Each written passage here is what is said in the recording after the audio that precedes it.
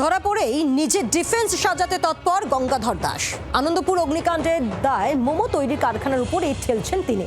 যদিও ঘটনার প্রত্যক্ষদর্শীদের সঙ্গে গঙ্গাধরের বয়ান মিলছে না।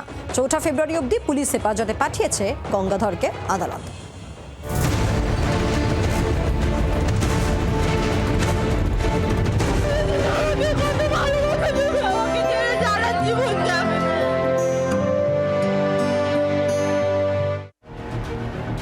খেজুরির এক ছোট ডেকোরেটর থেকে কলকাতার এক নামী ডেকোরেশন সংস্থার মালিক।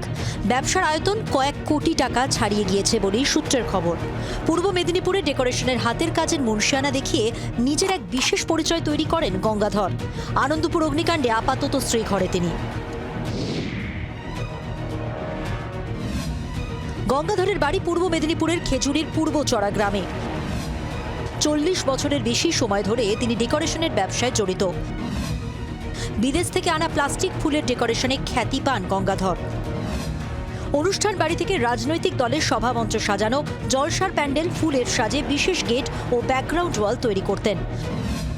প্রথমে জেলায় ছোটখাটো ডেকোরেশনের কাজ, পরে কলকাতায় বড় কাজের বরাত। 13 বছর আগে কলকাতার শহরতলিতে গোডাউন তৈরি করে কর্মচারী নিয়ে আসতে থাকেন। আনন্দপুর অগ্নিকাণ্ডের প্রায় 35 ঘন্টা পরে নরেন্দ্রপুর থানার কাছেই রামচন্দ্রপুর এলাচি মোড় থেকে গঙ্গাধরকে গ্রেপ্তার করে পুলিশ। তার বিরুদ্ধে খুনের ধারা না দিয়ে অনিচ্ছাকৃত মৃত্যুর মামলা সহ একাধিক ধারায় মামলা করা হয়েছে। 8 দিনের পিসি মঞ্জুর হয়েছে ওনার পুলিশ কাস্টাডি। আমরা বলেছি যে ওনার মেডিকেল কন্ডিশনস খুব খারাপ, যেহেতু 72 বছরের বয়স ওনাকে সব ধরনের মেডিকেল অ্যাসিস্ট্যান্স দেওয়া হোক, যেটাতে আদালত মঞ্জুর করেছেন সেটা। অগ্নিকাণ্ডের পর থেকেই মোবাইল বন্ধ রেখেছিলেন গঙ্গাধর। গ্রেপ্তারের পর বুধবার সকালে প্রথম সর্বসমক্ষে আনা হয় গঙ্গাধরকে। মুখ ঢাকা অবস্থায় কোনো প্রতিক্রিয়াই দেননি তিনি। তবে সূত্রের খবর, পুলিশি জেরায় মোমো তৈরির কারখানার ঘাড়েই দায় ঠেলছেন গঙ্গাধর। তাঁর দাবি এবং অভিযোগ, মোমো তৈরির কারখানা থেকে আগুন চারপাশে ছড়িয়ে পড়ে। মোমো তৈরির কারখানায় প্রচুর দাহ্য বস্তু ছিল। ওই কারখানায় লুকিয়ে CO2 দিয়ে কোল্ড ড্রিঙ্কস তৈরি করা হতো। রাত 2টোয় গোডাউনে আগুন লাগে, তখন সবাই ঘুমিয়েছিলেন। কেউ ফায়ার এক্সটিংগুইশার ব্যবহারের সুযোগই পাননি। আগুনে তার 4-5 কোটি টাকার জিনিস পুড়ে গেছে বলে গঙ্গাধরের দাবি। যদিও গঙ্গাধরের বয়ানের সঙ্গে এক প্রত্যক্ষদর্শীর বয়ানের মিলই নেই। কারণ প্রত্যক্ষদর্শীর মতে প্রথমে ডেকোরেশনের গোডাউনের রান্নাঘর থেকেই আগুন ছড়িয়ে পড়েছিল।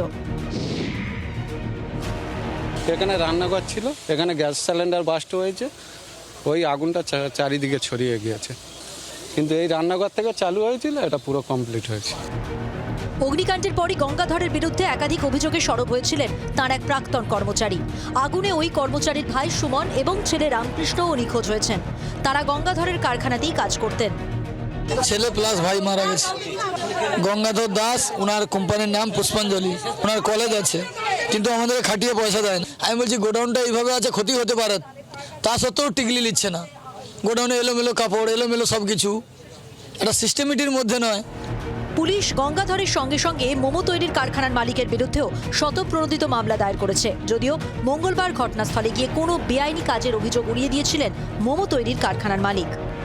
একটা সাবজুডিস, কিন্তু এখানে এখন ইনভেস্টিগেশন চলছে। এখানে কোনো ইললিগাল বা ওরকম বেআইনি কোনো জিনিস ছিল না। আনন্দপুর অগ্নিকাণ্ডে মঙ্গলবার নমুনা সংগ্রহ করেছিল ফরেনসিক দল। সূত্রের খবর, ঘটনাস্থল পরিদর্শনের পর ফরেনসিক দলের প্রাথমিক অনুমান, ডেকোরেটর গুদামে রান্না হচ্ছিল, মদ্যপানও চলছিল। কোনো কারণে ধূমপান বা অন্য অসাবধানতার কারণে অথবা স্টোভ ফেটে আগুন ছড়িয়েছে। আগুন আর আটকানো সম্ভব হয়নি। ব্যুরো রিপোর্ট, জি 24 ঘন্টা। বাংলার আওয়াজ, বাঙালির আবেগ, জি 24 ঘন্টা।